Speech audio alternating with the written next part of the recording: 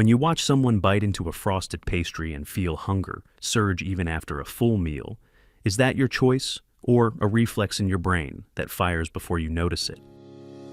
Welcome to Dr. Mercola's Cellular Wisdom. Stay informed with quick, easy-to-listen summaries of our latest articles, perfect for when you're on the go. No reading required. Subscribe for free at mercola.com for the latest health insights. Hello, and welcome to Dr. Mercola's Cellular Wisdom. I'm Ethan Foster, and today we're examining how visual food cues trigger cravings through dopamine, when those cues overpower fullness, and how you can respond with intention instead of impulse. I'm Alara Sky. We're grounding this in recent work presented at the Endocrine Society's 2025 meeting, a review on visual hunger in brain and cognition, and a clinical study on how satiety changes neural responses to food images and subsequent choices. The theme is consistent. What you see strongly shapes what you eat, even when you aren't physically hungry. Researchers tested whether simply observing eating could override satiety. 2 mouse groups were placed where one could watch the other. One group alternated between fasting and feeding, the other was fed before sessions. Even the already fed mice began eating after watching hungry mice consume sweet food, and they specifically sought sugar. This did not happen with standard chow or high-fat options. The team probed mechanism by blocking dopamine receptors just before the test. When dopamine signaling was inhibited, fed mice no longer started eating after observing others. The site of sweet intake lost its power without active dopamine pathways. With dopamine available, the visual cue acted like a switch. You see sugar, you feel ready to eat. That helps explain daily life patterns.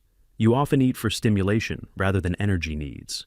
Highly palatable sweets recruit reward circuits that dampen satiety signals. A coworker's sugary coffee or a friend's dessert can tug you towards similar choices within minutes, while a picture of steamed vegetables rarely does. In an environment dense with food imagery, this nudge repeats all day.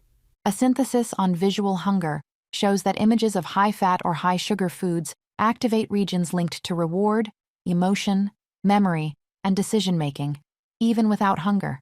In hungry participants, simply viewing desirable food raised whole brain metabolism markedly. The response is fast and metabolically costly, which is why scrolling food photos can leave you primed to snack. Historically, vision-first food seeking aided survival when calories were scarce. Today, all-day exposure to compelling images backfires. Eating while watching screens adds risk. Divided attention lowers awareness of fullness and increases intake during the meal and later. The more your attention is split, the less clearly you register when you've had enough. Susceptibility differs. People with higher body mass index or frequent cravings show stronger activation in reward anticipation regions when viewing food. Those with lower BMI show more activity in cognitive control areas. Images also generate bodily responses, salivation, insulin release, changes in heart rate that prepare you for digestion, even if no eating is planned. Satiety shifts the brain's response. In a study using standardized breakfast and fMRI scans, participants saw images of calorie-dense, fattening foods and lighter options before and after eating, then faced a buffet without warning. Hunger amplified reward area activation to rich foods. After eating, those signals dropped and inhibitory control regions engaged, making deliberate choices easier.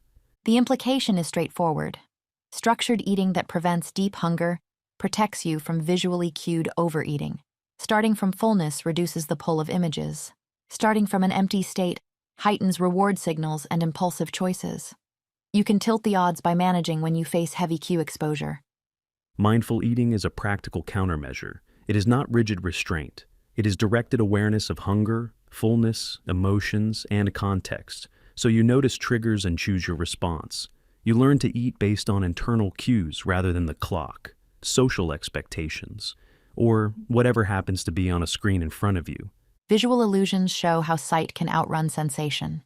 In a bottomless bowl experiment, people ate more from secretly refilling bowls, yet did not feel fuller, relying on appearance rather than internal feedback.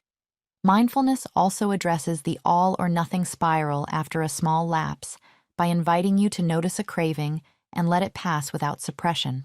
Small shifts work. Eat the first few bites with full attention. Turn off screens during meals. Observe sensations and emotions as you eat, and reflect briefly afterward on satisfaction. Emphasize flavorful, high-quality ingredients, herbs and spices, to keep portions satisfying without excess. These moves reduce mental load and make the next mindful choice easier. You can also use specific steps to retrain responses to visual cues. First, feed your brain before cue-dense situations. If you're headed to a party, movie, or grocery run, eat a small, balanced snack or meal with healthy fat, protein, and fiber. Entering fed reduces the chance that images push you toward quick sugar. Second, add a 10-second check when a craving hits after exposure. Ask, was I hungry before I saw this?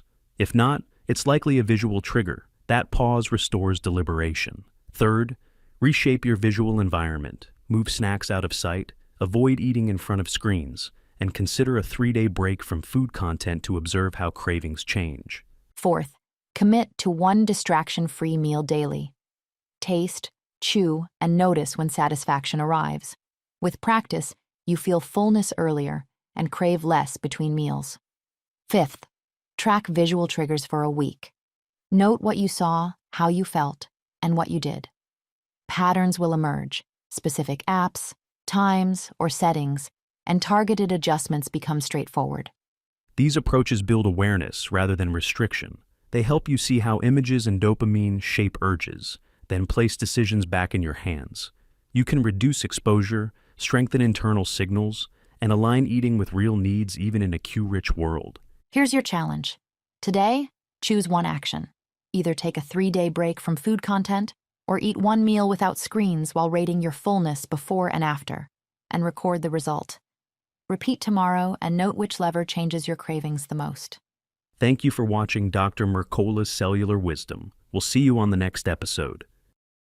Thanks for watching. Subscribe now and click the notification bell so you never miss an update. See you in the next video.